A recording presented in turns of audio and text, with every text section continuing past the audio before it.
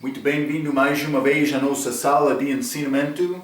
Estamos a continuar com o nosso estudo através do livro de Apocalipse.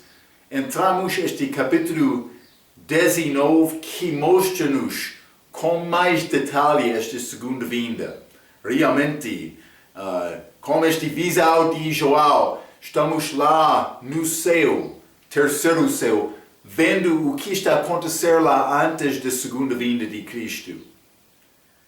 Mas entramos falando sobre este casamento desta mulher que já está aprontou-se por ser purificada, a mulher noiva, esposa, virgem, singular, pura, é a igreja. Espero que já está uma par. Falamos sobre este casamento, mas também falamos sobre convidados, pessoas que receberam convite também aceitaram convite para participar. Mas a minha participação já é feita porque eu sou uma parte da igreja. Mas há outras pessoas que vão acompanhar a igreja, que não são da igreja. Esta igreja pertence a estes judeus e gentios que confiaram em Cristo para a salvação, desde o amor dele na cruz até o arrebatamento da igreja. Este corpo espiritual, entramos por ter fé nele. Vai ser dia glorioso. Mas, falamos sobre estas coisas. Entramos sobre este livro até este ponto, capítulo 19. Mas há coisas já achamos que são um pouco difíceis de entender exatamente. Mas há outras coisas que são certas e mais fácil para entender. E eu quero entrar como nosso estudo aqui no meio deste capítulo 19. Quero dar-te um resumo deste besta, deste anticristo, das coisas certas que sabemos que são ligados com este besta também este casamento. Simplesmente, já mencionei a maioridade. Vou ler versículos que já limos, mas mais cedo no nosso estudo também, recentemente. Mas vai entender este progresso dos eventos deste besta. Eu quero te entender bem os assuntos ligados com ele, também com este casamento, a chega de Cristo aqui na Terra.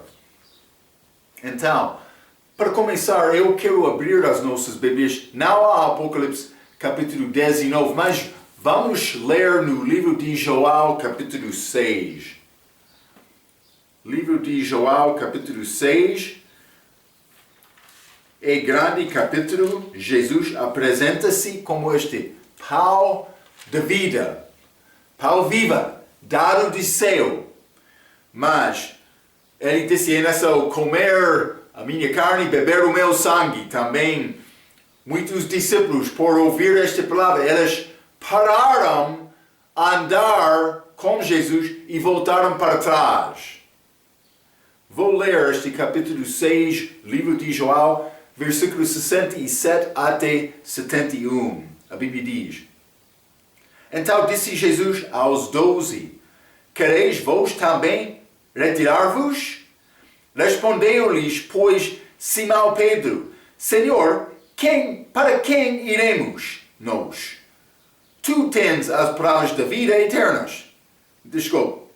Vida eterna.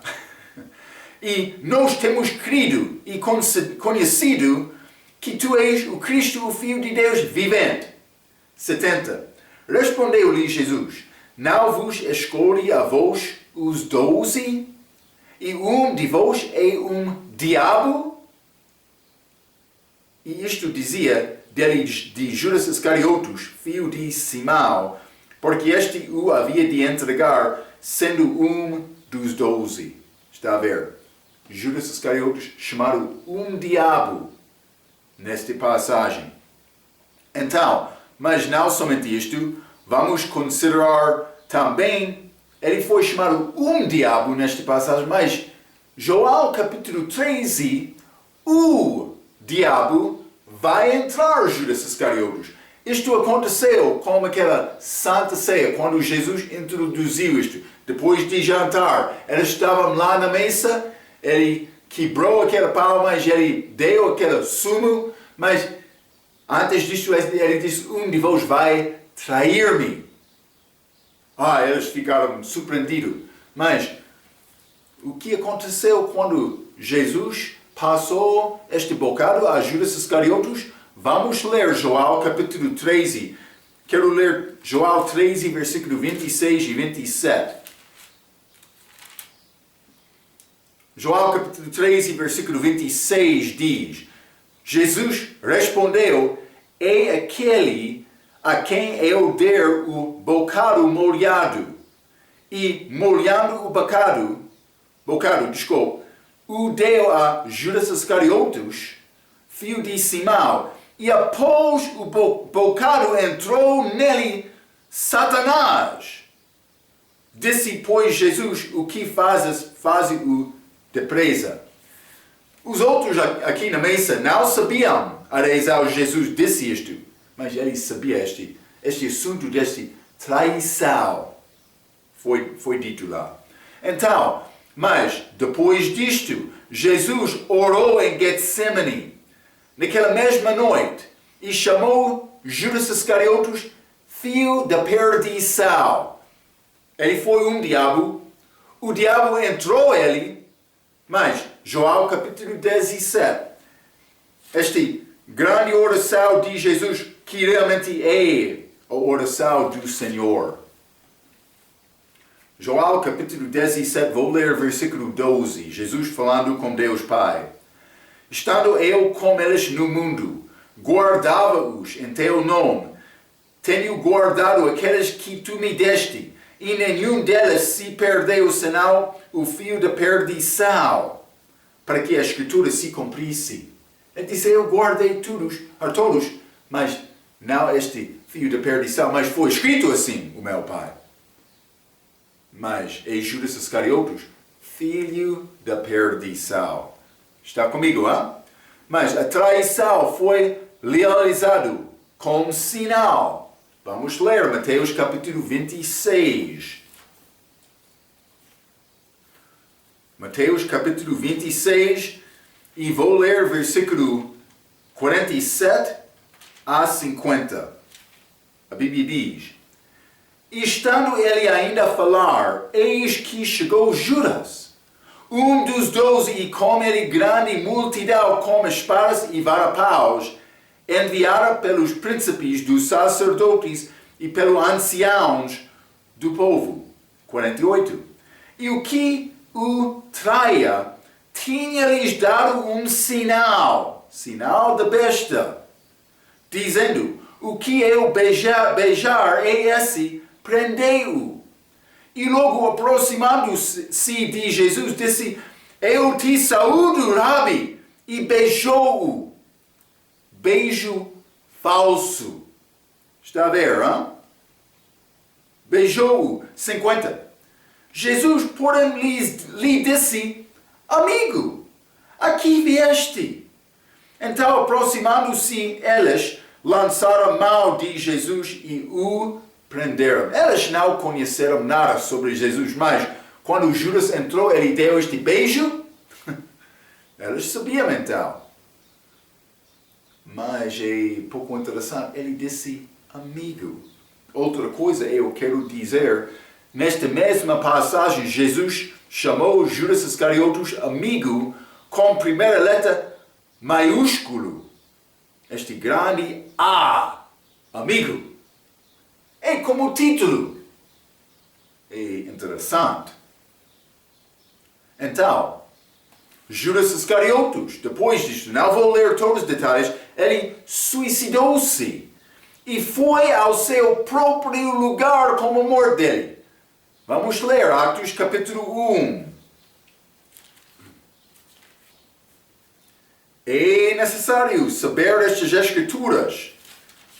Atos capítulo 1.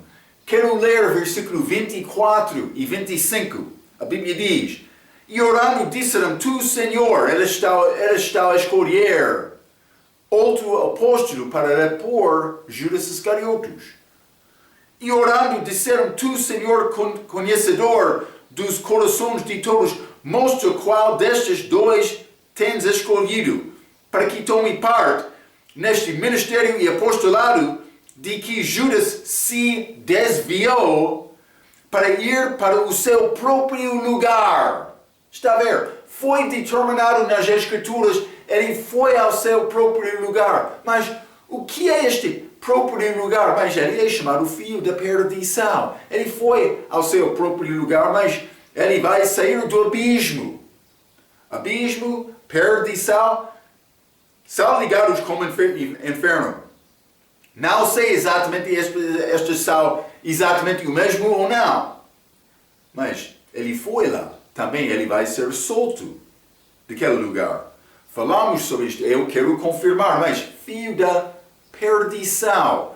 Perdição. Então, este lugar é chamado Abaddon e Apollyon, que é a palavra hebraica e grega que significa perdição. Vamos ler Apocalipse capítulo 9. Apocalipse capítulo 9, quero ler versículo 11, a Bíblia diz: E tinham sobre Siré, o anjo do abismo. Em hebreu, era o seu nome Abaddon, e em grego Apollyon. Está a ver? Perdição. É o lugar dele, ele foi lá, ao seu próprio lugar. Então, mas depois de ser apresentado aqui na terra como o homem do pecado, o diabo vai ser manifestado como o filho da perdição. Vamos ler 2 Tessalonicenses, capítulo 2. 2 Tessalonicenses, capítulo 2, quero ler versículo 1 a 3. A Bíblia diz: Ora, irmãos, rogamo-vos pela vinda de nosso Senhor Jesus Cristo e pela nossa reunião com Ele, que não vos movais facilmente do vosso entendimento, nem vos perturbeis, quer por espírito, quer por palavra, quer por epístola, como de nós, como se o dia de Cristo estivesse já perto. Eles pensavam naquela altura, Paulo falou sobre estes assuntos. Depois da saída deles, eles ficaram muito preocupados. Este dia, não perturbeis que por espírito, quer por palavra, ou por epístola, pensando mais, este dia está a chegar. O que Paulo disse em versículo 3, ninguém de maneira alguma vos engane, porque não será assim sem que antes venha a apostasia e se manifeste o homem do pecado, o filho da perdição. Chamado homem do pecado, filho da perdição. É a mesma pessoa. Quase. O que vai acontecer? Homem político vai chegar na cena. Vai ser grande homem, inteligente. Ele vai criar aliança com os judeus. Penso que com outros países do mundo também. Mas o que vai acontecer? Este homem vai morrer. E ele vai ser ressuscitado. Mas curado. Judas Iscariotes dentro. Por isso ser o espírito dele, por isso ser a alma dele. É complicado dizer exatamente, hein? Mas, durante a tribulação, o diabo vai ser lançado à terra. Já falamos sobre isto, mas vamos rever estas coisas. Apocalipse, capítulo 12. Apocalipse, capítulo 12, vou ler versículo 3 e 9. Versículo 3 diz: E viu-se outro sinal no céu, e eis que era um grande dragão, vermelho, que tinha 7 cabeças e 10 chifres, e sobre as suas cabeças 7 diademas, lá no céu.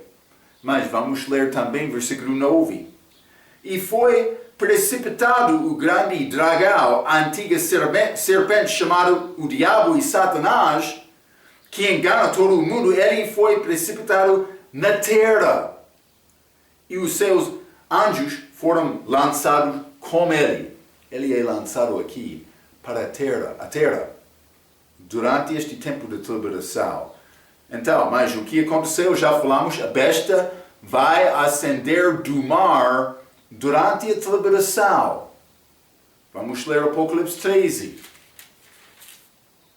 Eu penso que é este mar Mediterrâneo, falamos sobre isto, mas versículo 1 diz: E eu pus-me sobre a areia do mar, e vi subir do mar uma besta que tinha 7 cabeças e 10 chifres, e sobre os seus chifres 10 diademas, e sobre as suas cabeças um nome de blasfêmia. Então este besta, por ser lançado, Apocalipse capítulo 12, Apocalipse capítulo 13, achamos ele subindo deste mar. Não somente isto, uma das cabeças dele vai ser morto e curado. Versículo 3, Apocalipse 13, versículo 3. E vi uma das suas cabeças como ferida de morte, e a sua chaga mortal foi curada. E toda a terra se maravilhou após a besta. Está a ver? Então, mas ele vai morrer, mas, ele ressuscitou. Deve ser grande profeta, homem de Deus. Pode ser Messias, Deus manifestado em carne. Eles vão ser enganados. Está a ver? É o propósito dele para copiar Jesus, mas ele é falso. Parece que Judas Iscariotes, o diabo, entra este homem do pecado como a morte para ser ressuscitado como o filho da perdição. O filho da perdição. Então, mas este homem do pecado vai ser ressuscitado, vai ser Satanás. Este filho da perdição, Satanás manifestado em carne. Mas o diabo já entrou Judas Iscariotes antes da morte dele. Está a ver? Ele possuiu aquele homem diretamente. Então ele vai ressuscitar com Judas Iscariotes entrando este homem. Mas vamos ler Apocalipse capítulo 17. Apocalipse capítulo 17 e vou ler versículo 8. A Bíblia diz: A besta que viste foi e já não é. Judas Iscariotes, quando João escreveu, ele já existia. Ele foi. Ele foi e já não é. Então, ele já morreu no dia de João. E há de subir do abismo. Falamos sobre isto. Mas entrando este homem do pecado, que morreu. Então, há de subir do abismo e irá à perdição. Mas isso é depois da segunda vinda. E os que habitam na terra, cujos nomes não estão escritos no livro da vida desde a fundação do mundo, se admirarão vendo a besta que era, e já não é, e ainda que é. Está a ver? Então, mas vai ser muito respeitado dos homens deste mundo, mas é inimigo de Deus. Então, vamos voltar ao Apocalipse 19. Quero continuar por resumir, mas eu quero ler sobre este casamento. Já falamos sobre isto, é Apocalipse capítulo 19, versículo 7 a 9, é o nosso contexto hoje. Acabamos capítulo 10 a nossa última vez. Mas versículo 7 diz: Regozijemo-nos e alegremo-nos e demos-lhe glória, porque vindas são as bodas do Cordeiro, e já a sua esposa se aprontou. A igreja, purificada por passar aquela tribunal de Cristo, julgamento do crente. Versículo 8. Mas, porque vindas, versículo 7 no meio, porque vindas são as bodas do Cordeiro. Versículo 8. E foi-lhe dado que se vestisse de linho fino, puro e resplandecente, porque o linho fino são as justiças dos santos. Já falamos sobre isto. A minha obra tem importância. Versículo 9. E disse-me, escreve, bem-aventurados aqueles que são chamados à ceia das bodas do Cordeiro. E disse-me, estas são as verdadeiras palavras de Deus. Graças a Deus, Ele deu-nos a palavra certa. Podemos descansar e confiar nestas palavras. Mas é necessário notar algumas distinções muito importantes. Este casamento é entre o Cordeiro e a Igreja. 2 Coríntios, capítulo 11. 2 Coríntios, capítulo 11, vou ler versículo 2 a 4, a Bíblia diz: porque estou zeloso de vós com zelo de Deus, porque vos tenho preparado para vos apresentar como uma virgem pura a um marido, a saber, a Cristo. Mas temo que assim como a serpente enganou a Eva com a sua astúcia, assim também sejam de alguma sorte corrompidos os vossos sentidos e se apartem da simplicidade que há em Cristo. Porque se alguém foi pregar-vos outro Jesus, que nós não temos pregado, ou se recebeis outro Espírito que não recebestes, ou outro Evangelho que não abraçastes, com lesão o sofrereis. Está a ver? Ele disse mais, doutrina falsa vai causar este virgem pura para ser impura. Este outro Espírito, outro Jesus, outro Evangelho vai sujar a igreja. Mas Paulo disse, eu quero apresentar-se como virgem pura. A igreja vai casar com Jesus. Grande dia maravilhoso que vai acontecer no futuro. Vamos ler Efésios capítulo 5 também. Efésios capítulo 5, vou ler versículo 30 a 32. Paulo está a escrever sobre mistério, um dos mistérios dele. 30 diz, porque somos membros do seu corpo, da sua carne e dos seus ossos, como Eva de Adão. 31, por isso, deixará o homem seu pai e sua mãe, e se unirá à sua mulher, e serão dois numa carne. Grande é este mistério. Digo-o, porém, a respeito de Cristo e da igreja. A igreja vai casar com Cristo. Grande dia glorioso, futuro, que vai acontecer depois deste arrebatamento, depois de Jesus voltar à terra. Esta distinção é mais importante. O casamento vai acontecer no terceiro céu, mas a ceia do casamento vai ser realizada aqui na terra. Grande distinção. Casamento acima, ceia aqui na terra. Vamos ler Lucas capítulo 12.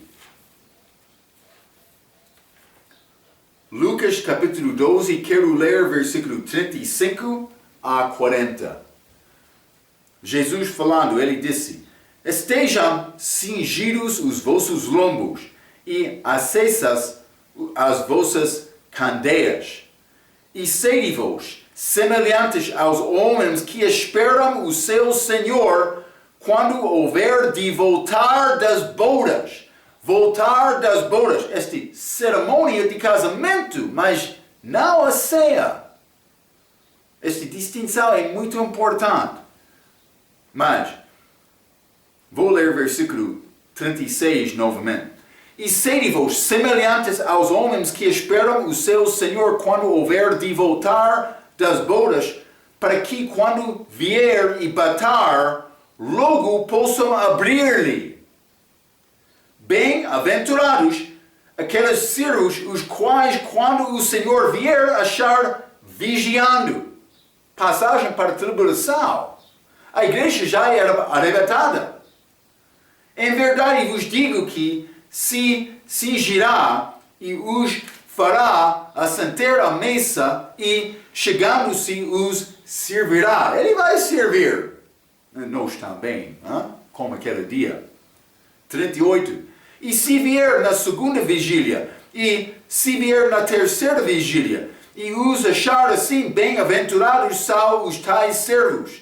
Sabei, porém, isto, que se o pai da família soubesse a que hora havia de vir o ladrão, vigiaria, e não deixaria minar a sua casa.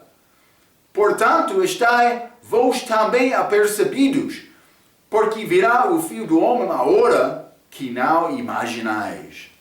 Então, mas, para a igreja, isso é contexto de liberação. A igreja deve viver as nossas vidas, a nossa fé, com esta mesma expectação. Por isso era hoje. Deus quer-nos andar com urgência. Mas se vai voltar hoje, eu devo viver desta maneira, não esperando para amanhã. Está a ver? Se eu sabe, mas ele vai voltar na próxima semana, então, mas por chegar à próxima semana vou com certeza ficar pronto. Mas segunda-feira, mas vou viver de qualquer maneira. Deus não quer isto. Ele quer a nossa fidelidade. Vamos voltar a Mateus, capítulo 25. Mateus 25, isto é esta história esta parábola de 10 virgens. Não uma virgem à igreja, imaculada, pura, uma mulher para Cristo para casar. Não, estas são virgens. Lembra-te, eu mencionei, elas vão acompanhar a igreja com este casamento. Também com outros grupos das idades da história de homem, mas vão estar pessoas aqui na terra esperando a nossa volta também para participar naquela ceia. Está a ver? E vamos passar lua de mel aqui na terra como Jesus. Mas este Mateus 25, vou ler versículo 1 e 6. Versículo 1 diz: Então o reino dos céus será semelhante a 10 virgens que, tomando as suas lâmpadas, saíram ao encontro do esposo, à volta dele. Versículo 6. Mas, à meia-noite, ouviu-se um clamor: Ai, vem o esposo, sai-lhe ao encontro. Voltando à terra, mas saindo de um casamento no terceiro céu. Ele vai voltar aqui na terra para celebrar esta ceia do casamento. Então, esta ceia é depois da segunda vinda. Já falamos sobre isto, mas eu quero ler estes juntos para dar-te clareza. Mateus 26. Jesus falando com discípulos. Mas ele está a falar sobre esta última ceia.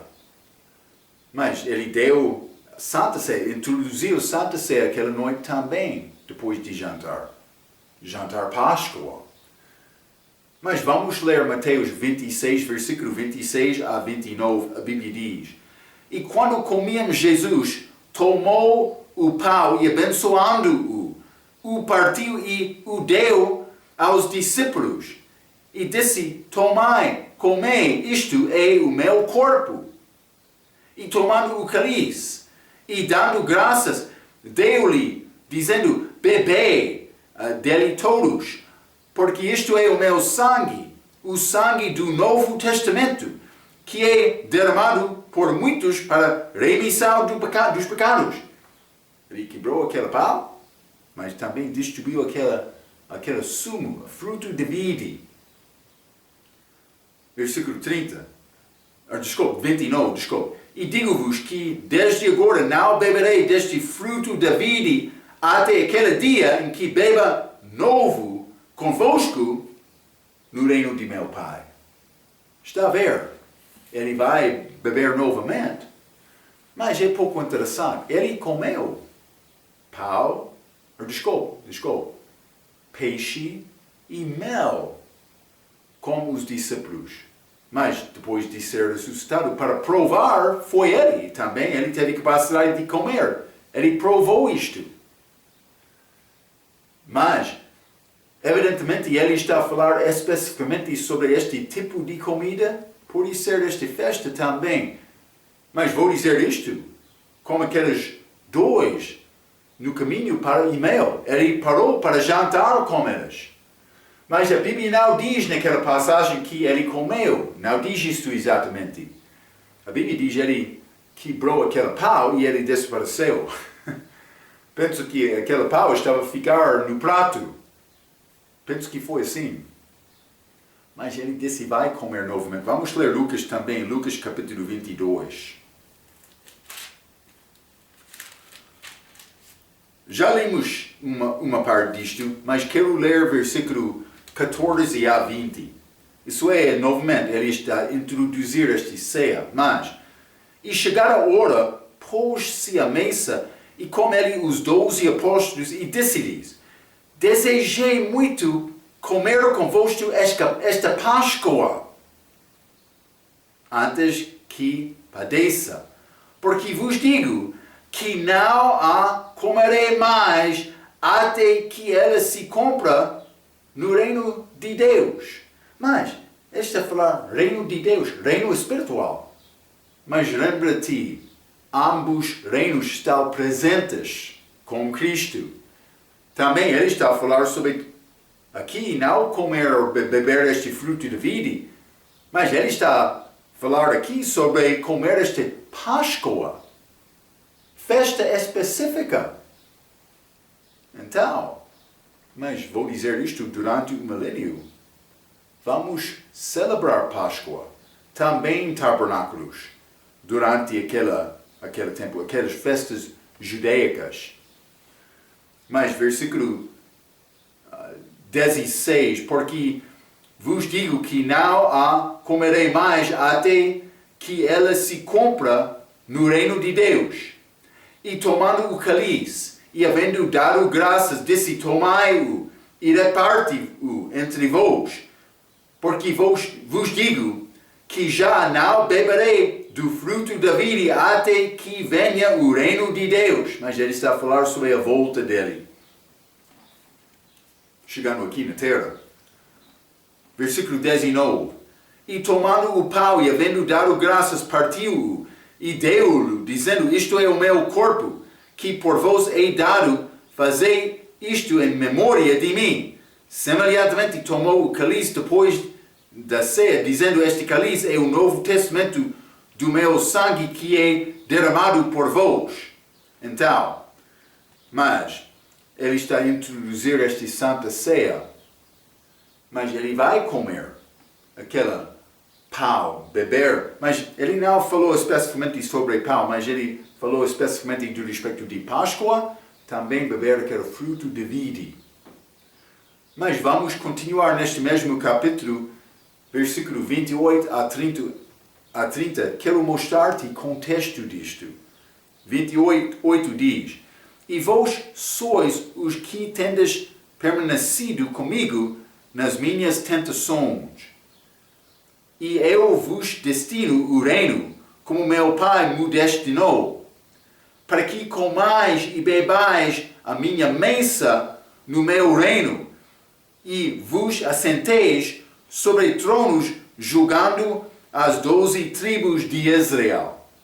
Então, por isso ele está a falar sobre comer, jantar juntos na mesa com estes outros apóstolos também. Quero te entender estas possibilidades. Mas, por dizer, desculpe,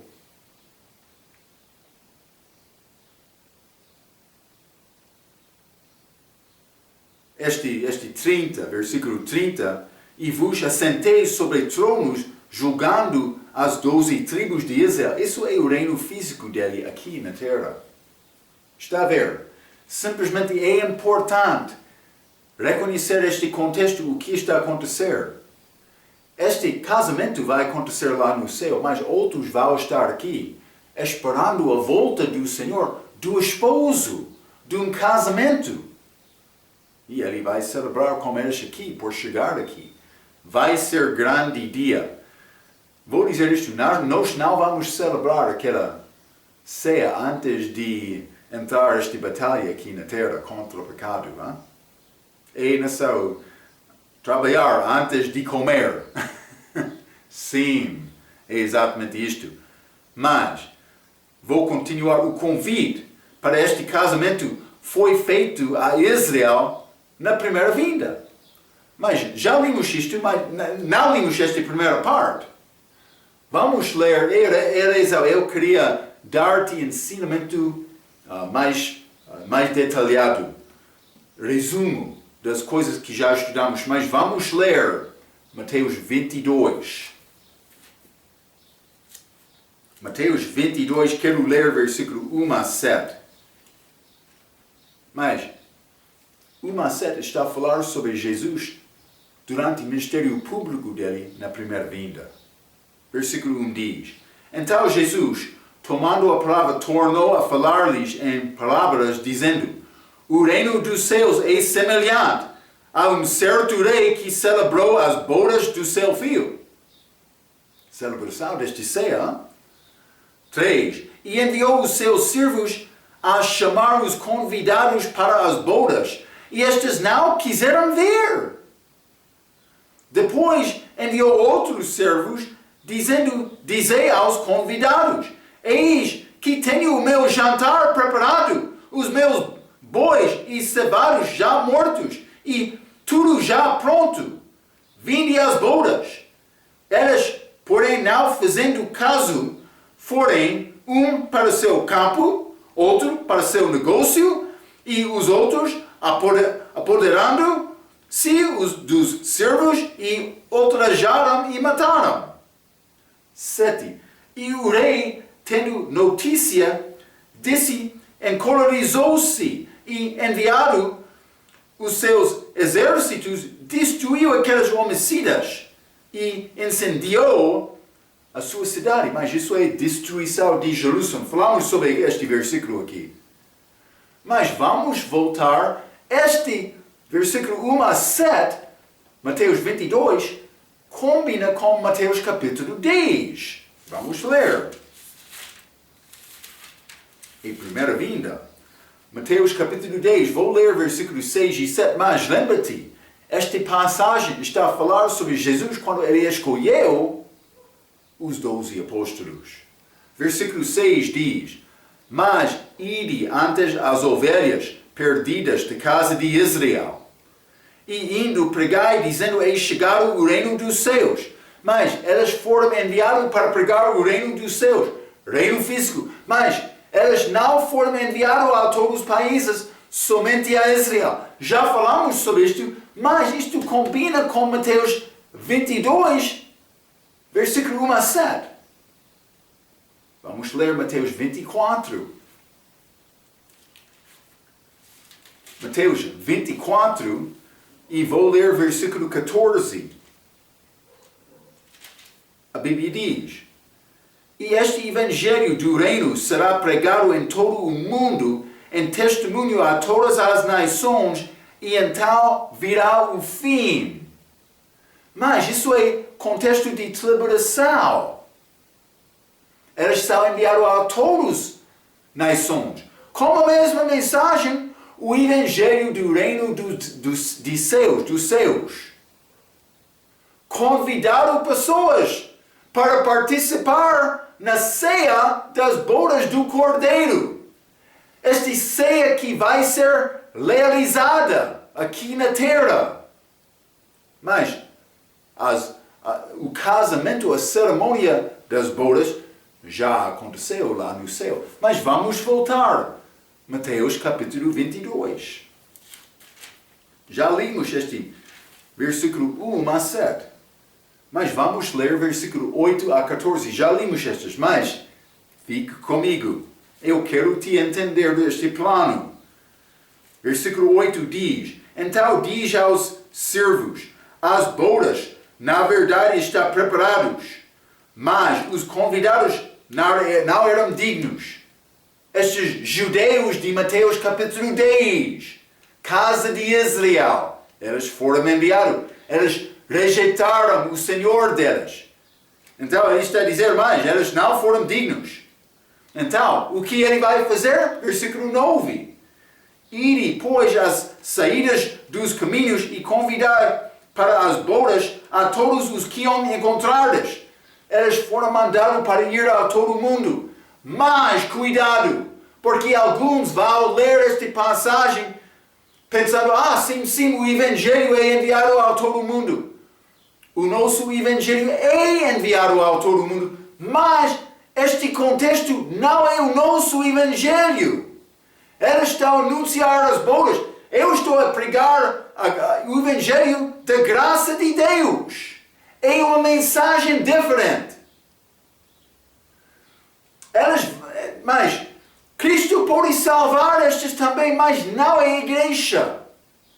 É a tribulação. Esperando a vinda dele, depois do casamento, para ter festa. Mas se quer dizer, não, a igreja, ou este futuro pertence a Israel e não a igreja. Mas o que é este cerimônia? O que é esta esposa preparada, pura, para casar com Cristo? Como vai responder ao duvidor? É a igreja. É mistério.